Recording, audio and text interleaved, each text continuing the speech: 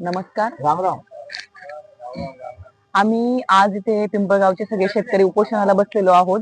आमचा उपोषण करण्याचा हेतू आहे, आमच्या मागण्या होत्या की जुना जरंगी जो रस्ता आहे तो पूर्ण आम्हाला नीट व्यवस्थित करून द्यावा, तो बांधून द्यावा, ज्याची आमची बऱ्याच वर्षापासून त्या रस्त्याची अवस्था एकदमच वाईट आहे. आणि दुसरी मागणी अशी होती, त्या रस्त्याला महसूल दरबारी राज्य महामार्ग 17 नंबर अशी त्याची नोंद आहे. त्या नोंदीमुळे काय होतं, रस्ता तर काही नाहीये, म्हणजे रस्ता नाही, नालाच येतो आणि त्याला मात्र सरकारला राज्य महामार्गाचा आम्हाला टॅक्स भरावा लागतोय जेव्हा जमीन खरेदी विक्री होते तेव्हा. तर ह्या दोन मागण्यांसाठी आम्ही उपोषणाला आज बसलेलो आहोत.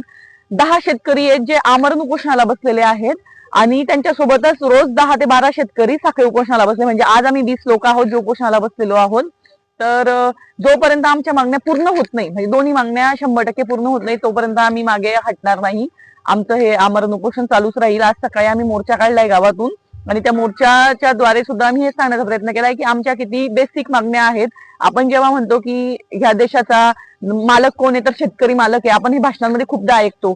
जगाचा पोशिंदा कोण आहे, तर शेतकरी. आणि तो जगाचा पोशिंदा ह्या अधिकाऱ्यांच्या मागे, ह्या लोकप्रतिनिधींच्या मागे मागे मागे मागे मागे फिरतायत किती वर्षापासून. त्यांना कागद देत आहेत, आमचं रस्ता करून द्या म्हणतायत. त्या रस्त्यामुळे अपंगत्व आलेले शेतकरी आहेत, ऍक्सिडेंट झालेले शेतकरी आहेत. तर असं असतानाही प्रशासनाने आमच्याकडे दुर्लक्ष केलंय. तर ते दुर्लक्ष आता याच्या पुढे आम्ही ते खपवून घेणार नाही आणि आम्ही आमचं आमरण उपोषण सुरू ठेवू जोपर्यंत आमच्या मागण्या पूर्ण होत नाही तोपर्यंत.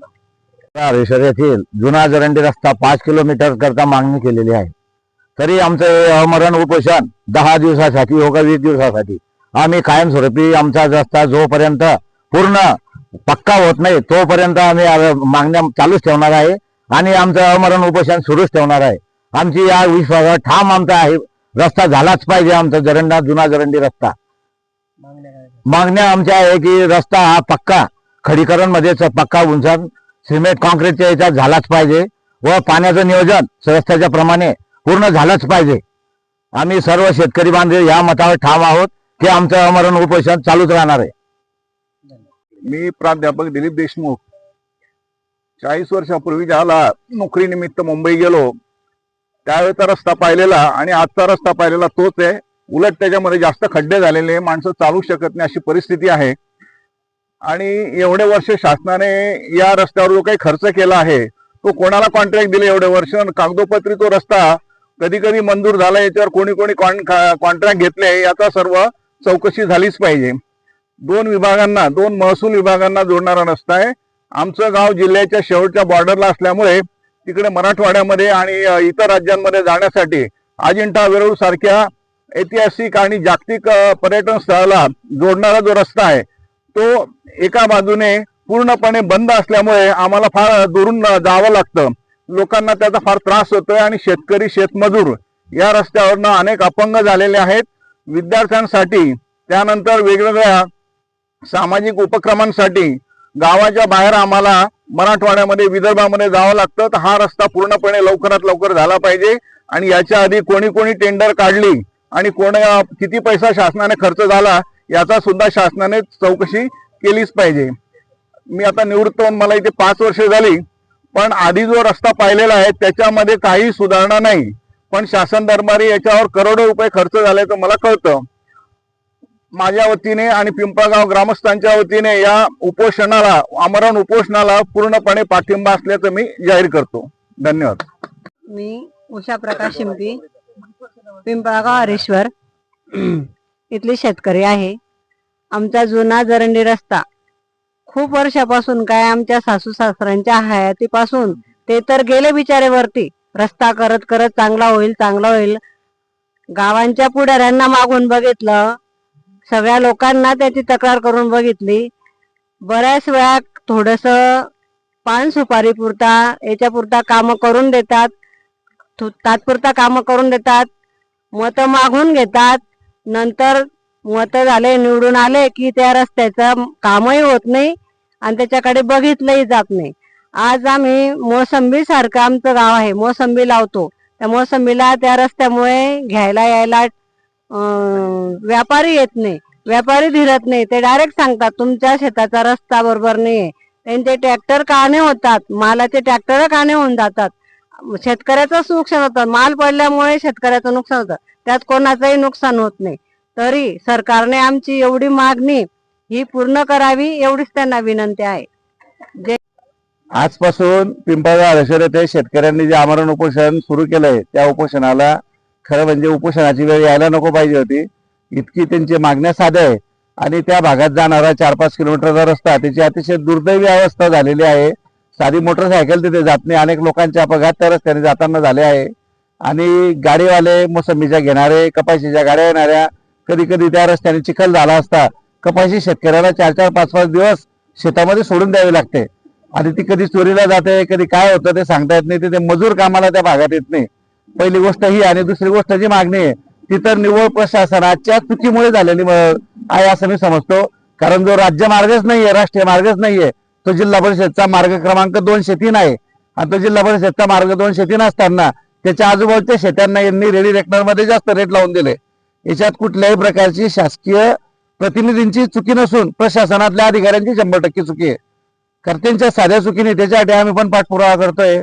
तहसीलदारशी आम्ही भांडतोय, पीडब्ल्यूडीच्या लोकांशी भांडतोय, जिल्हा परिषदच्या लोकांशी भांडतोय. आता उपोषणाला लोक बसणार आहे तेव्हा त्यांना तिथे जाग येते की अरे या सगळंच झालं. म्हणजे इतके दिवस या लोकांनी जे पैसे भरले याचं काय. आपला जो शेतकरी आहे जमीन विक्री करतो किंवा घेतो त्याला तेव्हा तुम्ही जास्त पैसे घेताय. तिथे हायवेच नाहीये. बरं तुम्ही हायवे दिला तर लोक जास्त पण पैसे देते, आपल्या शेताला पण जास्त भाव येईल. तर तुमच्या या मागण्या अतिशय रास्त आहे. तुमच्या मागण्या पूर्ण झाल्याच पाहिजे. त्यासाठी आमचा तुम्हाला मनापासून पाठिंबा आहे. आणि शेतकरी जेव्हा जागा होतो, शेतकरी जेव्हा सगळं जात धर्म पक्ष सोडून जेव्हा एकत्र येतो तेव्हा ती मागणी पूर्ण झाल्याशिवाय राहणार नाही याची मला खात्री वाटते. कारण तुम्ही कुठल्या पक्षासाठी काम नाही करत आहे, तुम्ही कुठल्या नेत्यासाठी काम नाही करत आहे, तुम्ही कुठल्या जातीसाठी काम नाही करत आहे, तुम्ही गावासाठी आणि गावाच्या रस्त्यासाठी काम करताय. तुमच्या उपोषणाला मी मनापासून पाठिंबा देतो. काही मदत लागली अर्ध्या रात्री मी तुमच्यासाठी हजर आहे. इतकी या निमित्ताने ग्वाही देतो. धन्यवाद. भगवान बिकामाळी जुन्या जरंडी रस्त्यावर शेत. आता शालिक भाऊ मालकर यांनी जो आम्हाला आमच्या आंदोलनाला पाठिंबा दिला त्याबद्दल मी सर्वांच्या वतीने त्यांचे सतेश आभार मानतो.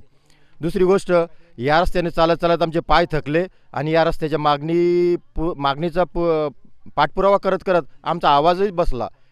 नेमकं किती आणि कसं करावं हे समजत नव्हतं. म्हणून आता आम्ही फक्त शेवटचा उपाय म्हणून आमरण उपोषणाचा मार्ग अवलंबला आहे. तर त्यासाठी शासनाने याची पूर्ण दखल घ्यावी आणि आमचा रस्ता त्वरित मंजूर करून आणि ज्या मागणी 2च मागण्या, जास्त काही नाही आहे, की एक महसूल विभागातून आमची ती 17 नंबरची नोंद कमी करावी जेणेकरून अतिरिक्त भार जो भरतोय तो कमी होईल आणि दुसरा पक्का रस्ता पाहिजे. याच्या व्यतिरिक्त काही नाही. गोविंद महाराजांच्या पावनभूमीत, श्री समर्थ गोविंद महाराजांच्या पावनभूमीत आपले पिंपळगाव हरेश्वरचे शेतकरी यांना गोविंद महाराजांच्या मंदिराच्या समोर आमरण उपोषणाला रस्त्यासाठी बसावं लागतं आहे. ही खूप लाजिरवाणी गोष्ट आहे. कारण खरं तर ह्या भागात 25-30 वर्षापूर्वी मी सुद्धा मोटरसायकल घेऊन गेलेलो आहे. आमचं शेत होतं तिथे. परंतु जो मेन रस्ता आहे तो सोडून शेतकऱ्याच्या पायवाटाने मला जावं लागत होतं. कारण वरतून मोटरसायकल मेन रस्त्यानं जातच नव्हती. हा इतक्या वर्षाचा खराब रस्ता असून आजपर्यंत कुठल्याही यांनी केलेलं नाही आहे आणि आमरण उपोषणाला बसावं लागतं आहे.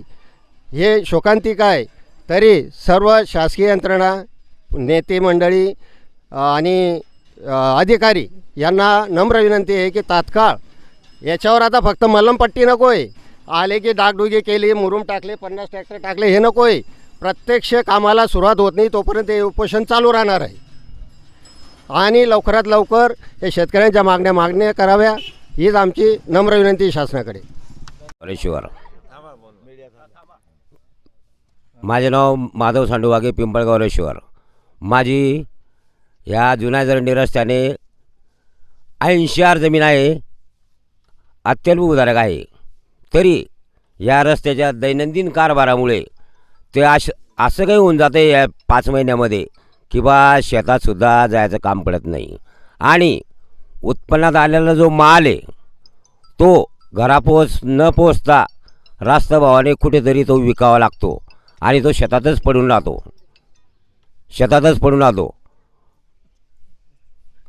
अशी आमची या रस्त्याची दैनंदिन अवस्था आहे. माझंही वय खूप 70+ झालेलं आहे. पैकी या 70 वर्षामध्ये या रस्त्याचं काहीच मला काम दिसून आलेलं नाही आणि केलेलं पण नाही. रस्ता 1 आणि क्रमांक 3 देत आहे. त्या रस्त्याचा निधी दुसऱ्या दुसऱ्या रस्त्याला जातोय. काय भानगडे, हा गलथान कारभार काय आहे हे आमच्या शेतकऱ्याला स्वतः आजपर्यंत समजलं नाही आणि समजणार पण नाही. तरी प्रशासन करते हो, आमच्या रस्त्याचा काहीतरी तुम्ही न्याय निवाडा लवकरात लवकर लावा. नाही तर आम्ही तर आज उपोषणाला बसलो जे मरेपर्यंत उपोषण करणार आहोत. बस इतकीच आमची रास्त मागणी आहे.